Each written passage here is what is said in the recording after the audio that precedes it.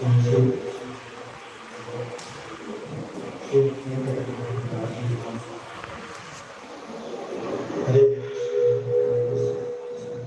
I'm Shukadev Gurso. I'm Shukadev Gurso. So I'd like to narrate this small story on Glenn.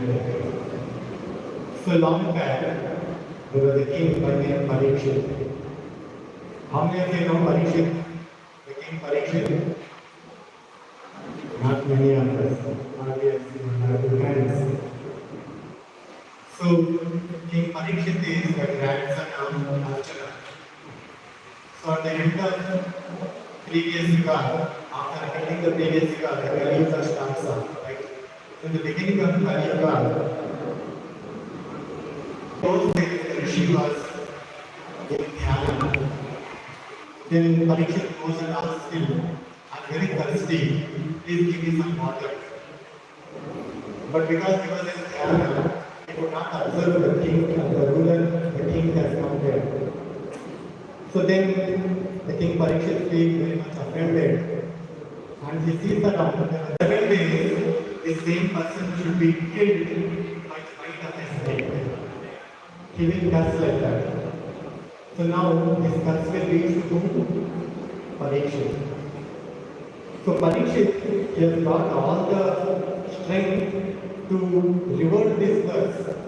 But he did not. The moment he came to know that in the next 7 days he is going to die, right? By his snake bite. Can we imagine ourselves in the same kind of a situation? We are going to die in the next 7 days. What do we do? What do we do? We rush to the hospital, we go to the known people, we run here, there, wherever we spend money, we try to do whatever it is possible, we try to extend our life, whatever best possible. But Parikshit Maharaj, what he did very intelligently, he took the shelter of the sages of Naimisharanya and Shukadeva Goswami, the spiritual authority, and he went there and he started asking some fundamental questions where a human being is supposed to ask. See, actually our life is full of questions and answers, right? And in the morning we get up and we ask our parents, what is the breakfast that you cook today? Where I have to go today? What is my plan? And somebody will answer. But unfortunately, we don't ask the fundamental and basic questions what is required for a human being. That is, for example, after my death, what happens? Where do I come to this material world? Why I have been forced to undergo so many difficulties, though I don't want in my life. These kind of questions did we ask? We have not asked. In our schools, our colleges, nobody will ask these kind of questions. Because unfortunately today teachers and professors also they don't know answers for these kind of questions. Must you agree with this? But our human life is meant for asking for these kind of questions.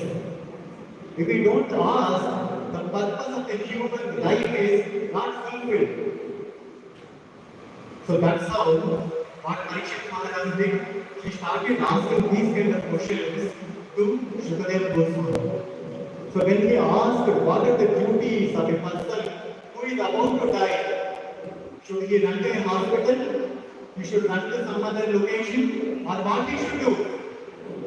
Then Shukadeva Goswami said he should chant the names of the God and hear the glories of the God. Only then the perfection for the human life will be fulfilled. So this is what the answer has been given by him. So why I have narrated this story is, in the same kind of a scenario of the Parikshit, many people will come to all of you, because all of you are future doctors, right? Many of them when they come to you, you should not be just treating them the symptoms of the diseases, but you should do them an ultimate good to that particular person whoever is coming to you. Along with giving them some some Ayurvedic medicine or whatever it is, along with them, you should tell them also about some spiritual aspects. Only then you will be fulfilling your duty. It's a holistic duty, right? So basically, in the Bhagavad Gita, it is said, Yantra Rudhani Mayaya, which means that Krishna says, this body is also like a machine, right? Like let's say, this mobile is a machine, right? Mobile or any other thing, it is made of some material elements. Same way, even this body is also made up of some material elements. So anything which is made up of the material elements is temporary. It is not permanent. So something is temporary means it calls for maintenance. So we should know how to maintain it. If we don't know how to maintain it, we will lose its value simply just like that, immediately or over a period of time or a short span of time. So now imagine this mobile gets repaired. What do we do? Where do we take this mobile? To the mobile repair shop, right? Same way this body is also a yantra, a machine. When this gets some maintenance, where we take it? We take to a hospital. So when we take to a hospital, there are two kinds of treatments. One is very close to the nature, which is natural in the execution, and one more is man-made. All of you know what is that. So, which is better in both of these two? The natural one. Because that is very closely associated with the elements which are in this body is also made up of. So that's the reason that adds much better way than anything else. So that's how Krishna says, if you can take care of this body nicely by utilizing the natural remedies, right? Then what you have to do with that body? You should not do sense gratification. You should not enjoy it. Many people they think, so once I cure this disease, what I will do? I will go for sense enjoyment. I will go to a movie. I will go to a discotheque. I will go to a restaurant and eat nicely. This is not the purpose of this body repairing. After repairing this body, you have to serve the God.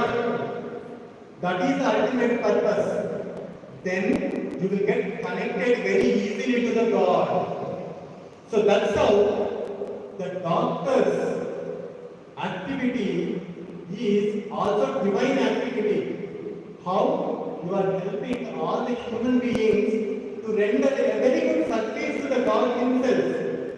So actually Krishna says in Bhagavad Gita, the most dearest person to me is the one who will talk about my glories and who will help others to do some service to me. So now you are all helping others to do Krishna's service, the God's service, which means that you are all very, very near to Krishna and the God.